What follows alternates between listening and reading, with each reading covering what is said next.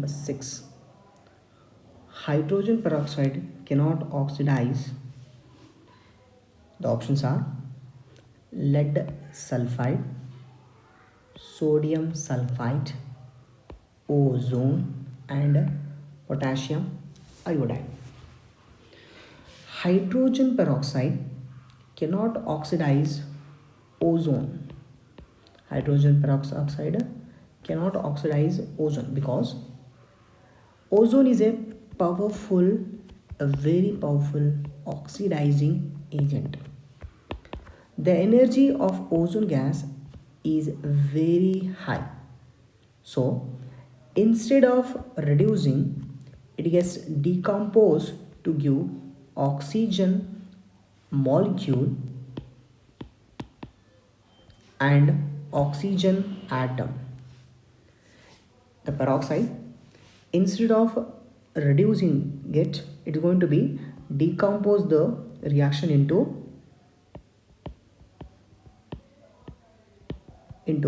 oxygen molecule and a oxygen atom. This is to be known as our nascent oxygen. Okay, the answer is going to be ozone. The answer is going to be ozone. Let us see something about the hydrogen peroxide. The hydrogen peroxide having the structure like this. This is to be known as non-planar and non-linear structure.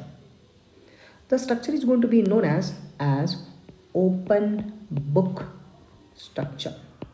They commonly known as open book structure. They are having two oxygen elements, and each of the oxygen element having two lone pairs of electron each, and the bond angle is going to be happening some sort. The oxidation state of oxygen in this case is going to be anomaly, that is to be known as -1. This oxygen also having the oxidation state as a -1 instead of having the -2 oxidation. Due to this is to be known as a disproportionation reaction. This is the example for the disproportionation reaction reason. If you're going to ask me what is the hybridization of the hydrogen peroxide, it is going to be sp3 hybridized one. Do remember this one. So let us go with the next question. 7th question. In the given set of reaction, 2-bromopropane is going to react with the in presence of silver cyanide, in presence of alcohol and in presence of the heat. It's going to produce a product that is to be known as X. LH, here LH means for reducing agent, that is lithium aluminium hydride. In short, I have written as LAH. It may written as the LiAlHO. Do remember this. This is going to generate the hydride ion is going to be generated. Okay. Then after the reaction is going to produce the product Y. What he is asking us, the IUPAC name of product Y. The options were N-methyl propanamine, N-isopropyl methanamine, option 3 butane 2-amine, option 4 N-methyl propane 2-amine. This means this is question coming from the chapter amines. Amines preparation. In this case, we are going to prepare from haloalkane to the ready. First, we are going to replace the bromide. In the first case, we are going to replace this bromo compound with the cyanide group in presence of alcohol and some sort of heat. After that, we are going to reduce the reaction. Okay, after the elimination of the bromine, the cyanide is going to be formed. The X product, that is must be nitrile one. Okay, the product which have been replaced with the cyanide group instead of the halogen, that is to be production of nitrile. After that the nitrile is going to be reduced. The nitrile is going to be reduced in presence of the lithium aluminium hydride. Let us see what is the reaction going to happen here. As you know that 2-bromopropane is going to be written like this. This is to be 1 2 3. Instead of you may write as 1 2 3. Okay, the 2 bromopropane. Why? Because 3 carbons is going to be lied here, that's why. This is going to be cyanide is going to attack here. Okay, it's going to attack here, and this is going to be eliminated outside. Okay, this is going to be attack here, this is going to be eliminate. After that, we are going to produce the nitrile, that is to be known as isocyanide. By the action of the silver cyanide, this cyanide is going to be attack here. Because of the high electronegative character, cyanide is going to be eliminate this one bromide element. Okay, this is going to be production of the nitrile. This is we call it as a nitrile 1. After that, as definitely have written that lithium aluminum hydride is going to be reduced this nitrile. Then it is going to produce the propane amine. This is to be known as the 1 degree and the 2nd degree. This is to be known as the nitrogen, this amine, this amide. This is to be called as a amide group. This will be amide group. Which degree is you having? This is going to have a 2nd degree amine. The name is going to be like this: N-methyl, because N-methyl will be attached here. Then 2-propane. This is going to be propane. This because this is to be group that is known as propane. The 2nd degree. This is going to be 2nd degree carbon. The 2nd carbon is going to be attached here. 1 2 3 here. This is to be N-methyl. This is to be methyl. N-methyl 2-propane amine. This is to be 2-propane amine. This is the answer is going to be your N-methyl 2-propane amine. This is going to be your option number 4. So let us go with the next question. On heating with the concentrated NaOH solution in an inert atmosphere of carbon dioxide, concentrated sodium hydroxide, that is a caustic soda, in presence of inert atmosphere of carbon dioxide, white phosphorus gives a gas. Which of the following statement is incorrect about the what are the gas which is going to be than ammonia? Okay, next, it is more basic than ammonia. That means either it is going to be less basic or going to be more basic. Okay, next, it is highly poisonous and has smell like rotten fish. Okay, next option is going to be it is solution. Its solution in water decomposes the presence of the light. We know that what is the formula for white phosphorus. This is going to be P4 is the formula for white phosphorus. We are going to heat concentrated NaOH in presence of definitely water.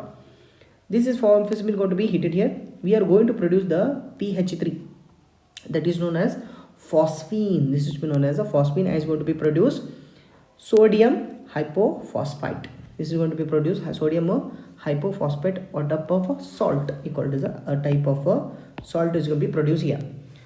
We know that the properties of the phosphine gas is going to be colorless. This is going to be color gas and having the rotten fish smell. Okay, and it is extremely poisonous in nature. Exactly, and it is going to decompose under the action of light in presence of water. Okay, this is going to be decomposed instead of reducing or oxidizing. Then that last point, this is going to be less basic than ammonia. Here phosphine is less basic than ammonia. That means ammonia is more basic than the phosphine. Okay, what he was asking is the incorrect option. The incorrect option is going to be, there is to be first one, that is to be known as it is less basic than ammonia. 9th question. Sodium metal crystallizes. Here is a sodium metal crystallizes in a body centered cube lattice with edge length of 4.29 angstrom. What he has asked us? Radius of a sodium atom. He is asking us radius. He is asking us the radius of the sodium atom. What are the options given here? Option 1, 2.857 angstrom. Option B, 1.601 angstrom. Option 3, 2.145 angstrom. Option 4, 1.857 angstrom. Okay, what is given here? Edge length is already given. That is, edge length is going to be 4.29 angstrom. Okay, edge length given is a 4.29 angstrom. We are going to substitute A in the formula and we are going to get the result as 1.857 angstrom. The answer is going to be your, I think the option 4 is the correct answer for your question. Okay, so let us go with the question number 10. Okay, 0.06% weight by volume. Weight by volume, there is a solution is given, that is of aqueous solution of urea. Okay, is isotonic. What do you mean isotonic here? Which is going having both similar kind, okay, same concentration in the outside the semi-permeable membrane and inside the semi-permeable membrane. Okay, is going to be same. We have to be check with the which type of solution. We are going to check with the glucose solution. Okay, aqueous solution of urea, it must be equal with the urea solution. We are going to make as a equality. We are going to be equality. We are going to be generate here. Which type of solution is going to be formed? Which concentration? Okay, option is going to be 0.06% of glucose solution. Okay, option A. Option B is going to be 0.6% of glucose solution. Option 3 0.01 m, that is a molarity. Option 4 0.1 m glucose solution. Molarity of 0.06 aqueous solution of urea. The formula can be written as W multiplied by 1000 divided by molarity, that is molarity, and multiplied by volume in a milliliter. Okay, W is already given here. Whatever is given here, W is going to be 0.06 is given. Okay, here is already given the, we know that molar mass, that is to be molar mass of the volume in ml is going to be around 60. The molar mass or the molar mass of urea is going to be 60. Okay, 60 is going to be is given. You have to be remember is going to be, this is going to be formula. Okay, formula for the urea. Okay na, so answer is going to be 0.06 multiplied by 1000 divided by 100. Okay, 100 multiplied by 60. Answer is going to be 0.01 m. 0.0 m glucose solution is going to be the correct answer for this question. In a first order reaction, the concentration of the reactant is reduced to 12.5% in 1 hour. 12.5% in 1 hour. Okay, what is asking us? How, when was its half-life is going to be completed, and the how many half-life are required. How many half-life are required? We have to answer. Okay, the options are 3 hours, 20 minutes, 30 minutes, and 50 minutes. Okay, let's see the answer.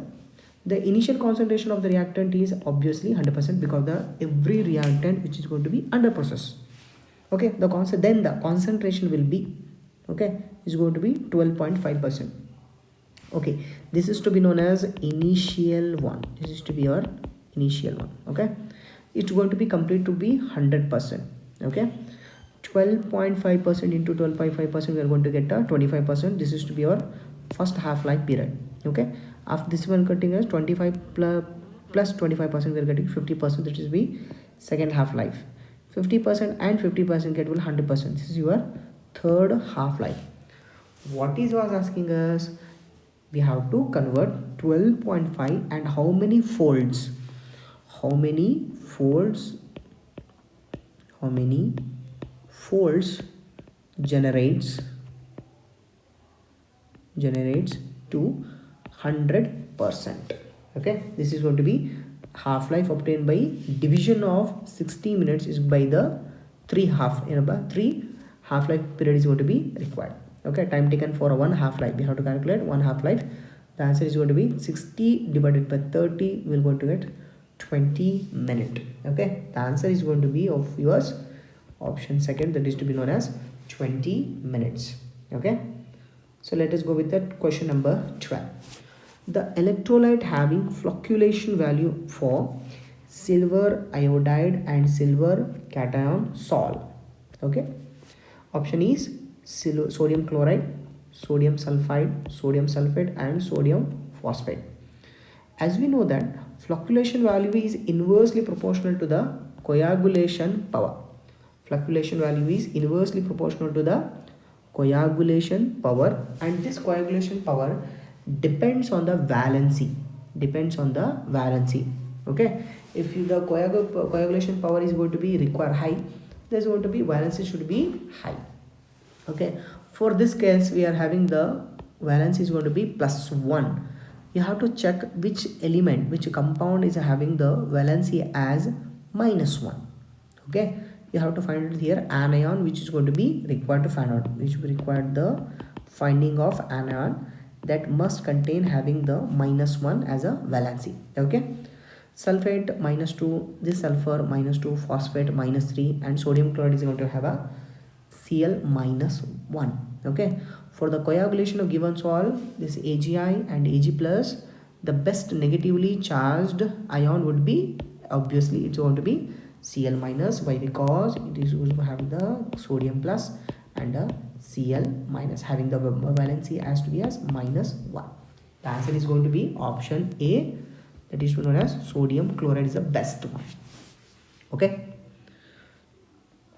Question number 13. Copper is extracted from copper pyrite. Copper is extracted from the copper pyrite because the copper pyrite is the ore for the copper. Okay, we are going to heating it in the Bessemerization, that is known as a Bessemer converter we are going to be used. What is asking us, what is the principle involved in the Bessemer converter to convert from copper pyrite into copper metal? Okay, let's see the options here. Copper has more affinity for oxygen than sulfur at high temperature. Option second, iron has less affinity for oxygen than sulfur at a high temperature. Option 3, copper has less affinity for oxygen than sulfur at a high temperature. Option 4, sulfur has less affinity for oxygen at a high temperature. We have to go with the Bessemer converter, we have to be main important. This is going to be required in your mind. Okay. The principle used for the extraction for copper from copper pyrites. Okay, copper from copper pyrites is that the high temperature, this is going to remember, the high temperature copper has more affinity for oxygen in comparison to the sulfur. We have to remember this is to be the Bessemer converter, Bessemer converter principle, Bessemer converter principle.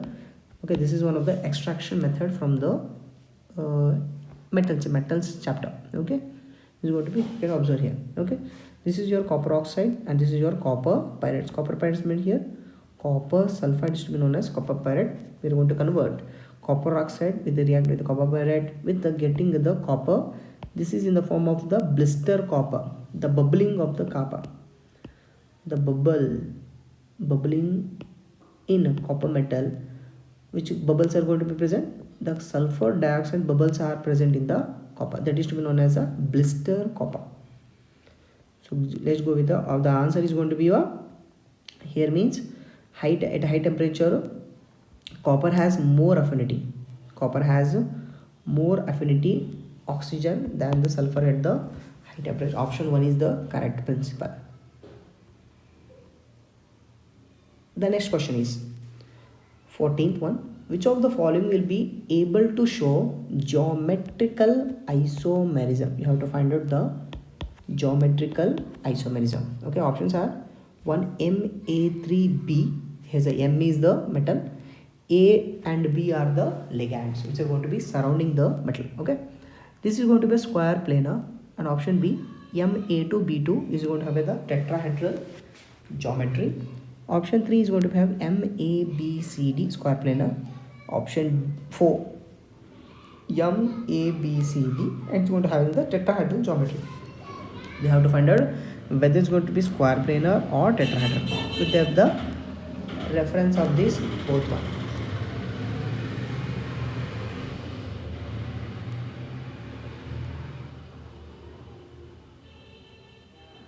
Okay, the next question is going to be which of the following will be able to show geometrical isomerism. Option 1 Ma3b square planar, Ma2b2 tetrahedral. Option 3 MABCD square planar, MABCD tetrahedral. We have to check out which is going to be happen here. Geometrical isomerism. The square planar complex MABCD to give two cis isomers and one trans isomer.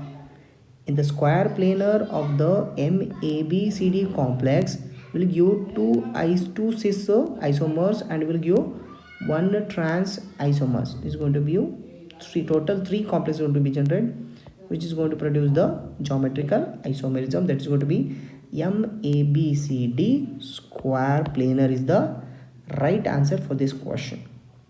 The next question, the electronic configuration. This is from the inorganic chemistry part. This will be periodic table, definitely from the F block chapter. The electronic configuration for gallium plus 2 is electronic configuration. Basically is the easiest question. Atomic number of gallium is given as 64. Therefore it is come under the F block. Okay. Option 1 xenon 4f8. Option 2 xenon 4f7. Half filled stability is going to be generated here. Half filled stability is going to be generated here. Okay, xenon 4s7 5d1 60. This one is also going to be having half filled stability. And option 4 is going to be xenon 4s7 and 5d1. It's going to also having the half filled stability. Okay, the answer will may lies between the option second, option third, and option 4. Okay, the gallium having the atomic number of 64. The electronic configuration at the ground state, at the stable state, or means as oxidation state at the 0 is going to be xenon 4f7 5d1 6s2. This is your ground oxidation state, 0 oxidation you may say. After removing this, we have to convert into GD plus into GD. We have to convert from the gallium into gallium plus 2 configuration is going to be having the 4f7 5d1. This is your answer. That is will be 100%. This is your the general electronic configuration, the ground state, and this is going to be at the plus 2 oxidation state.